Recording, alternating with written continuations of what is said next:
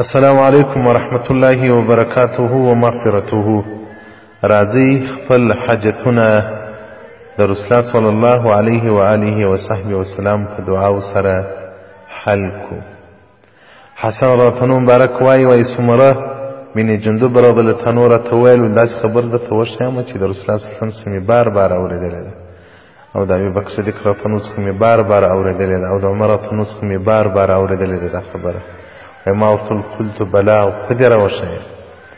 نو رسول الله صلی الله علیه وسلم مبارک ویلي دي من قال اذا اصبح واذا امسى، که څوک سهار و ماښام دا دعا ووایي اللهم انت خلقتني وانت تهديني وانت تطعمني وانت تسقيني وانت تميتني وانت تحييني، دغه دعا که سهار و ماښام ووایي رسول الله صلی الله علیه وسلم مبارک وایي لم يسأل شيئا الا اعطاه الله، د هیڅ شي خواست نه کوي که وکړي الله جل جلاله به هغه ورکړي.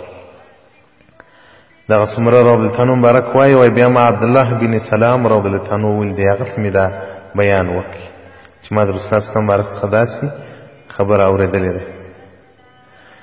وایي هغه راته وویل چې په تورات کې موسی علیه السلام ته الله جل جلاله دا کلمات ورکړي وي، او هغه به هره ورځ وواره ویلې. نو څوک دعا نه کوي په دغه الفاظ سره کې د هره دعا وکول الله جل جلاله به هغه دعا قبوله کړي. نو راځئ موږ د دنیا او د آخرت کم حوایج څه لرو، د دغه دعا بعد الله ته په عاجزۍ خپل حاجت وړاندې کړو، الله به مو حاجت ترسره کړي.